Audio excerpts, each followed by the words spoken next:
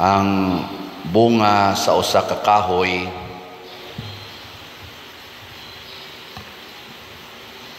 sobra gid na sa iyang gikinahanglan. Nanglitan aw gani kanang bunga wa man kinahanglan na sa kahoy. Nanglitan ang mangga kun mamunga siya dili na niya unayon og kaon ang iyang bunga. No, ang saging sad kun mamunga dili sad maoy iyang kanon og unayon niya kaon ang iyang bunga. Kanang bunga sa usa ka tanom o usa ka kahoy para gid na sa uban. Nya naghisgot si Jesus diri nga kinahanglan kita nga mamunga. Ang sa may pasabot ana, kinahanglan nga kita mahimong mapuslanon para sa atong silingan or sa atong isig katao. Ngilingay mong tupad ing na mukaon ka sa akong bunga ing na kon mukaon unsa may mga bunga nato nga makaon sa atong silingan. Ang pinakauna gyung bunga kana gyung mamunga ang pulong ni Kristo. Munang naingon siya, kung ang akong mga pulong magpabilin diha ninyo, mamunga gyud mo daghan. Muna ang tao nga dili motuman sa pulong sa Ginoo, dili gid na mapuslanon sa iyang silingan. Nanglitan kanang pulong sa Ginoo nga pasayloag kapituan kapito ang nakasala nimo. Kinsa ninyo dinhi ang nagsigig tuman ana kanang 77 times nga forgiveness. Taas ang kamot. Naay duha ka buok ni isa. Wa gid mo kapangasaba sa inyong mga anak kamong ni isa.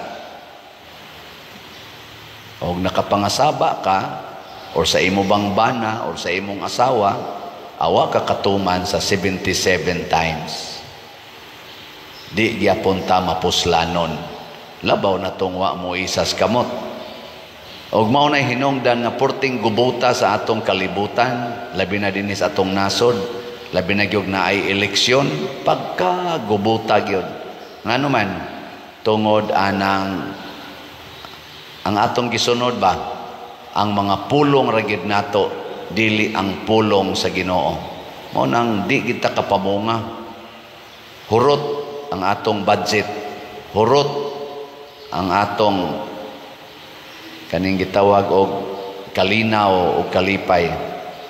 Karon ay ni viral na sa nang statement sa atong presidente nga di kuno siya gusto gulo, di siya gusto kaaway, human naman kunong eleksyon, balik na sa trabaho. Pagka nindota ng pulunga, di ba? Nindot na bati. Porting nindota. Pero before sa eleksyon, hearing diri, contempt diri, papriso diri, impeachment diri. Ang saon man ana pagkalinaw nga napriso pa mang imong gipapriso nga illegal ra ba kuno kaayo tong pagkaprisoha, gida pa gyud ngadto sa ICC, na pa gyud roy impeachment nga ipadayon, i-question na sad padayonon ba ning impeachment or dili, pero padayonon gyud kuno. Pero ingon oy human naman tong unsa to 19th Congress karon 20th Congress naman nganong mo padayon pamantas impeachment. Mga inana ba gubot lang gyapon, impeachment lang gyapon gyud ahona.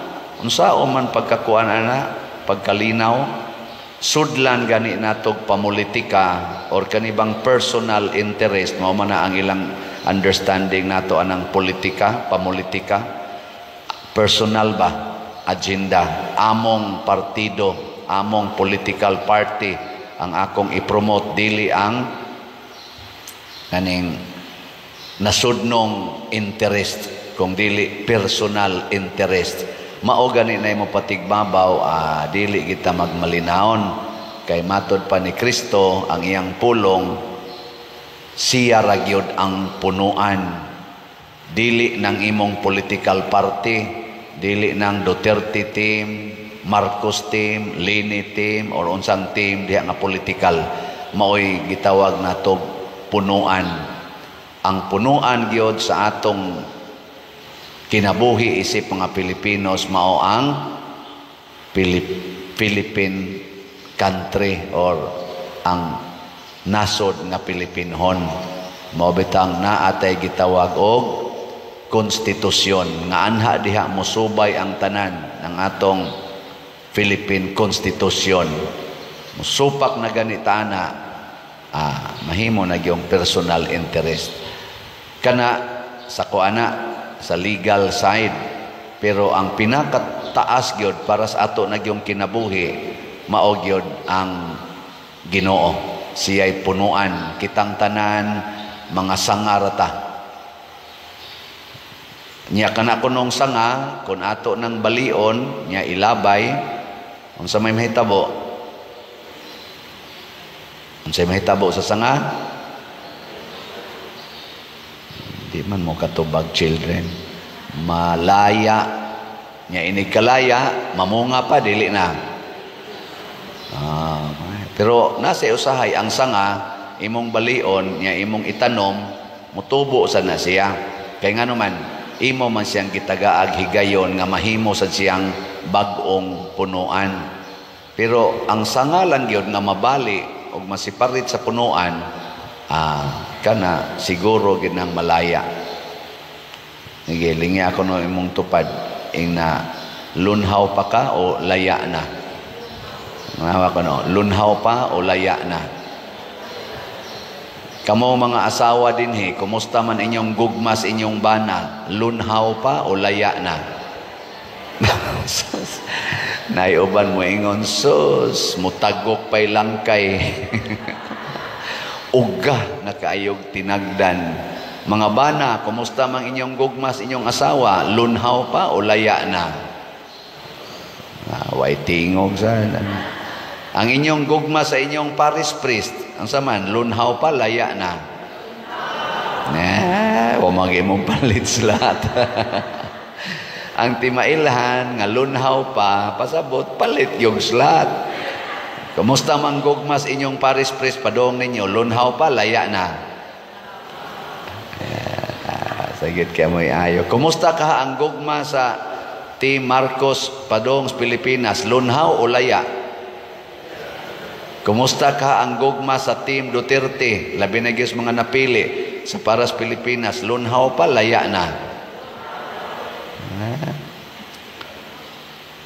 Mao na ato nang i-check kay nalaya na gani pasabot, nagsunod na lang ta sa pulong sa tao, dili na sa pulong sa Ginoo. Mao na diri sa atong unang pagbasa, naglalis na ang mga magtotoo. Saman, ipatuli o dili ipatuli ang mga magtotoo. Ang mga Hudiyo, kay superior man sila, kay sila man mo'y naguna, ipatuli yun. Kay muna imong practice.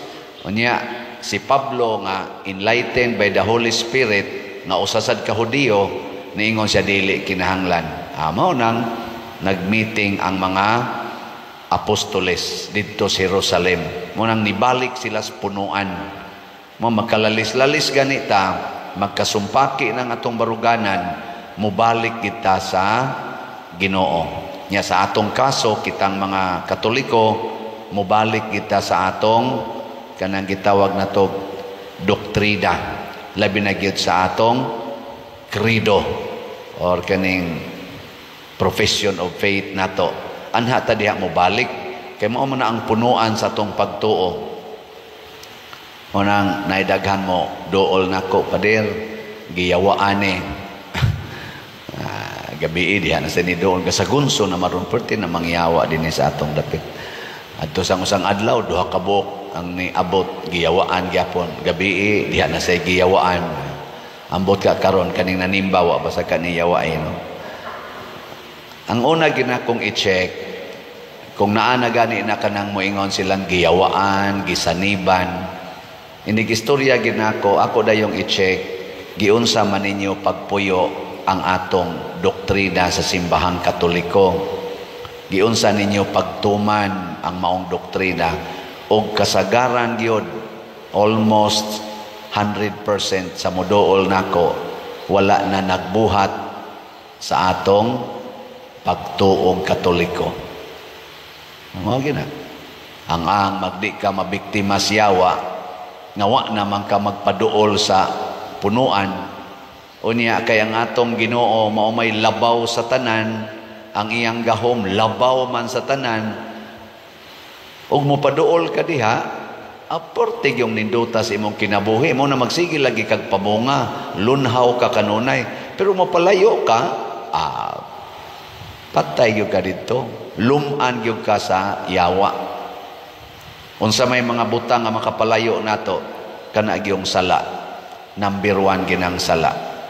Nagpuyo-puyo, nagsigi og drugas, sigig sugal, siging patato, daghang egtato, mga buslot pa dinhis dunggan perting daghana. Nako kanang inyong gipamuhat sa inyong lawas, sugo pa ba nas Ginoo? Nya inig ka abot nang magdepresyon na, atakiho nas mga yawanong panghunahuna, makakita nag mga pananawon, makadungog ng mga tingog, di nakabaong mulakaw, aari dayog simbahan kay magpahiling, kupot dayog rosaryuhan. Ako kanang imong pagsigig rosaryo, mahug sa nagtuo-tuo, kay ang imong gihunahuna, mawagtang man ang imong gibati. Ayaw. Tumana ang sugos Ginoo. Nya unsa may sugos Ginoo? Deny yourself. Sunod, take up your cross. Sunod, follow me. Pasabot, deny yourself, ayaw na pagsigig hunahuna nga tumanon gina nimong imong gusto. Hunahuna kanunay natuman ba nimo ang gustos Ginoo? Mao na siya. Nya, take up your cross. Sakit kay tumanon ang gustos Ginoo, labi na ng pagpasaylo ana mga buangon, labi na gid ka ng pagdawat sa imong sakit o imong kasakit. Mo na ako itambag, dawata na nga gitorture ka siyawa. Pareha ni San Roque ba? Gitorture man to siyawa. Si Saint Teresa of the Child Jesus, gitagaan sa sakit nga tuberculosis. Giantos nila. Why? Reklamo. Ang mahal nga Birhen Maria, gitagaag kasakit nga murag sobra kaayo, sunaga na imong anak sa imong atubangan, torturon og bitayon sa cross. Gidawat. Nga naman, take up your cross. Giko na be, lingian na sa imong tupad. Ing nakadawat ra ka ng imong naong, wa ka tortura sa imong naong. Nanguban di kadawat, inig pa namin, hala, ritoke dayos naong, peligro yun mong magdepresyon. Kay kana, signal naman nga dili ka kadawat sa kamatuoran. Nya iniglingi ni mo sa imong bana, buwa sa kakadawat siyang naong, nang samot. Iglingi ni mo sa imong anak, di sa kakadawat sa ilang naong, na masamot na yun. Igpamintana ni mo sa imong silingan, tuas ang libakira dito, samot na yun ka. Iniglakaw ni mo, sugatan pag ni mo ng sigig pangutang ni mo way bayad-bayad na, samot na yun. Pag-report ni mo sa opisina, ni sood sang imong supervisor na portis ang yaw-yawana na, natuan na, magdepresyon ka depression yun ka. Bisag kaming mga pare, tanaw na mo sa among kaubang pare, animal ka istanan, maupag-ipaboran sa obispo, tuan na, maglagot na ka. Apil na ng mga religious, kana mga religious, otro sana sila, sige sana sila, away-away. Nga naman, di man kadawat. Magidaghang nagpa-advise na ako, mga religious sisters, pwede ra ko muundang. Nako, undang ka, niya. Kami, muundang san mi. Nako, oy, pamalandongi sana, sister. Og muundang ka, unsa may rason, gibugatan ka sa batasan sa imong kauban, labi na sa imong superior, insya maingon-ingon, nako, ayaw. Unya ka muundang, basta makahigugma na kanila, undang dayon. Pero di pa gani ka kahigugma nila niya, muundang ka, sayop ng imong desisyon. Dili Ginoo ang nagsulti nimo ana, yawa ang nagsulti nimo, kay gitukmod ka sa imong saman garbo. Gitukmod ka sa imong yawanon nga personal nga tumong. Kay tungod wa matuman imong standards, di sundon ang imong standard, biyaan na lang nimo. Mao ra gyapon ay gamito nimo inig undang nimo.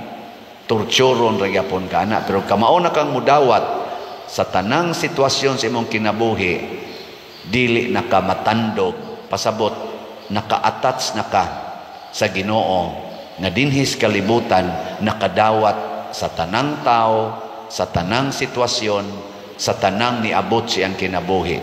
Mao na gipuy-an ni Kristo, ni Mama Mary ug sa mga santos. Ug mao na nga makapamunga na ta, makapaambit na tag mga nindot sa atong isig katao tungod kay kamao naman tang mupas-an sa atong cross. Pero di pa gani ka kamaong mupas-an, kanang imong cross ipanghapak na nimo sa imong isig katao. Magsigi kag tulisok, ikaw mo'y nakaingon, ikaw tungod nimo magsigi kag ana. Nya moingon sa imong isig katao, say labot ako nimo, kamatay da. Di ba? Kansi ta. Pero dawata ingna gilas na lang lingi be. Practice og dawat. Ingna imong tupad. Maging sino ka man, mamahalin kita. Sige, ingna. Sige ba? Ang dili mulingi, nalaya. Okay, mga lunhaw, manindog ta.